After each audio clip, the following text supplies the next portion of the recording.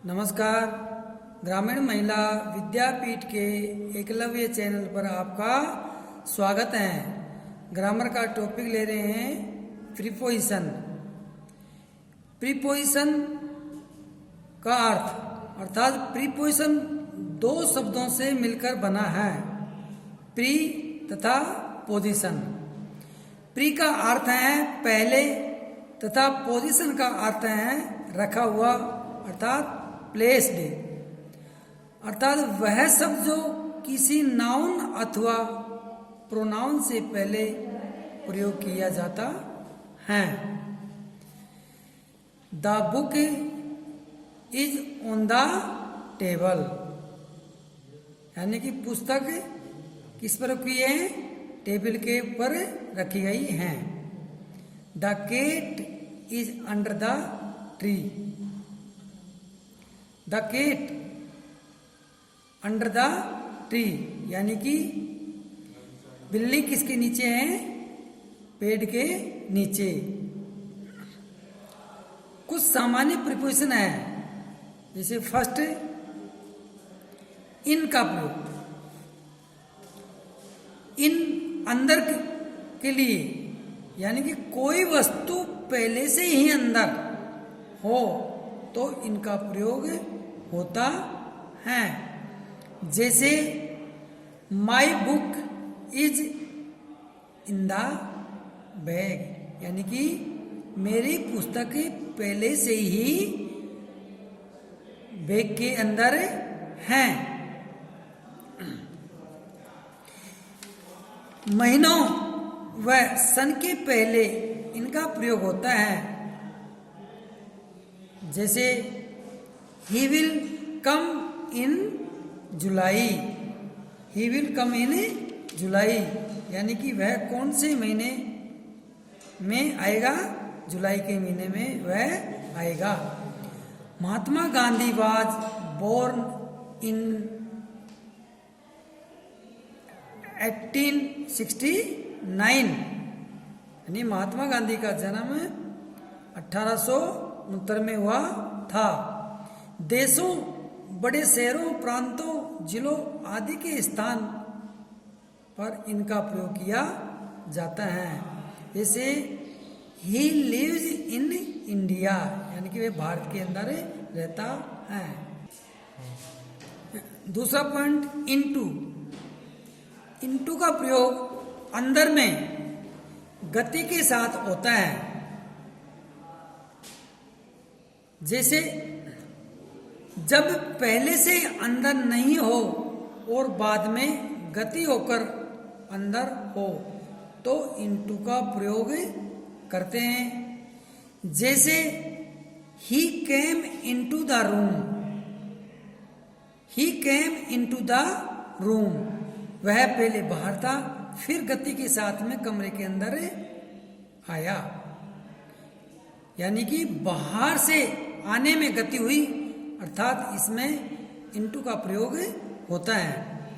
स्थान परिवर्तन हुआ है इसके अंदर, पहले बाहर था अब अंदर आ गया। ऑन का प्रयोग ऑन ऊपर के लिए होता है। जब एक वस्तु दूसरी वस्तु के ऊपर हो और दोनों की सतह स्पर्श होती हो तो ऑन का प्रयोग होता है। जैसे he is sitting on a chair, he is sitting on a chair, यानी कि वह किसके ऊपर बैठा है?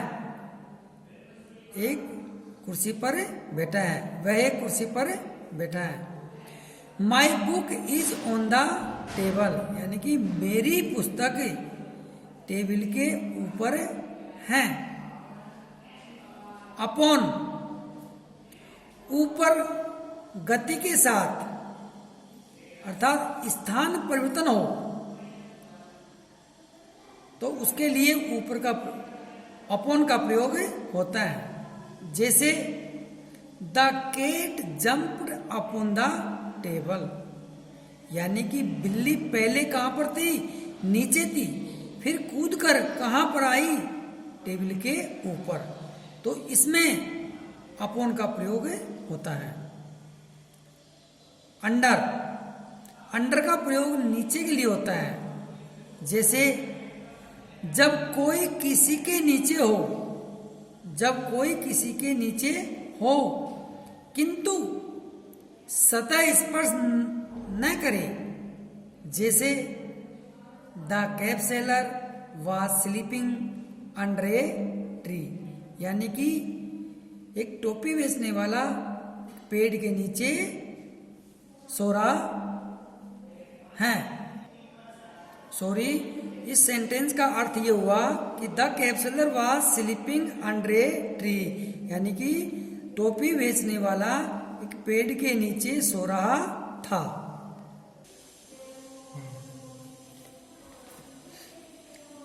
एट का प्रयोग, एट की तरफ या निकट, घड़ी के समय के लिए अर्थात घड़ी के समय के पहले, छोटे स्थान के लिए एट तथा बड़े स्थान के लिए इनका प्रयोग होता है। जैसे look at the black board, यानी कि ब्लैक बोर्ड की तरफ देखो। Sita is standing at the door, यानी कि सीता किसकी तरफ खड़ी है? सीता एक दरवाजे की तरफ खड़ी है अर्थात दरवाजे के निकट है। He came to me at 6 PM, यानी कि वह 6 बजे मेरे पास आया। I live at Rajasthan in India, मैं भारत में राजस्थान में रहता हूँ। आफ्टर का प्रयोग, आफ्टर बाद में के लिए इसका प्रयोग होता है। जैसे शी केम आफ्टर 5 o'clock, यानी कि वह 5 बजे बाद आई।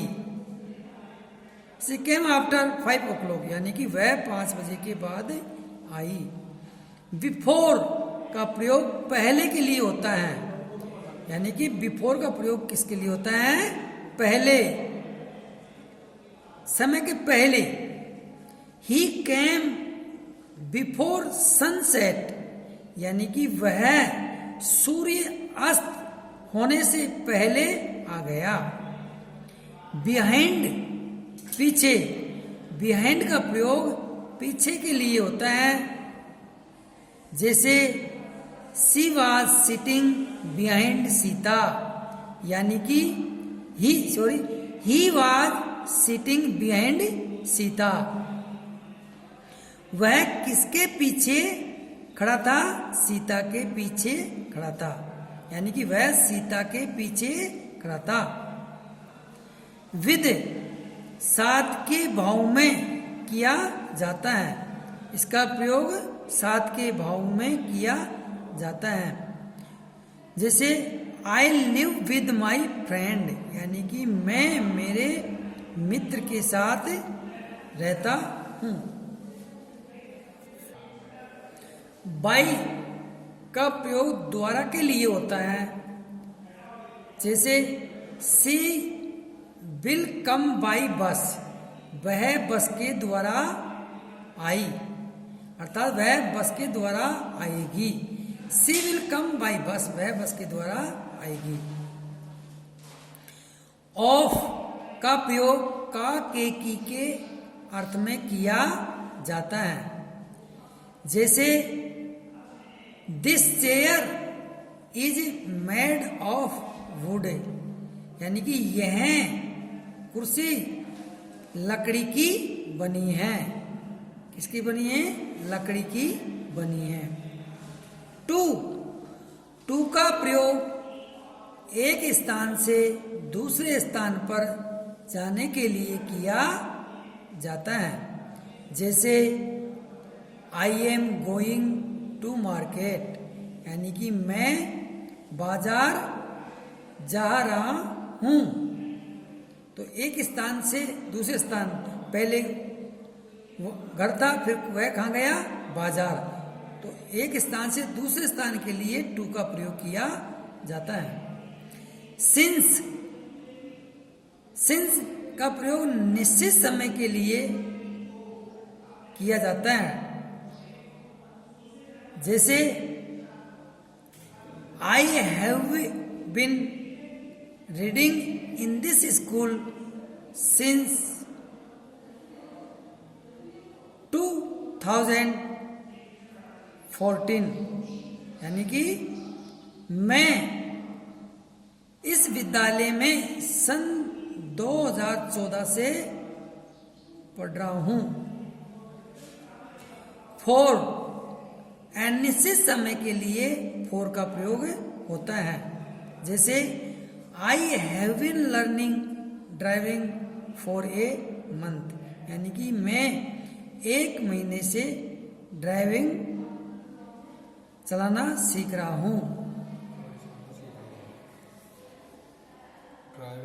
हाँ, ड्राइविंग चलाना सीख रहा हूं।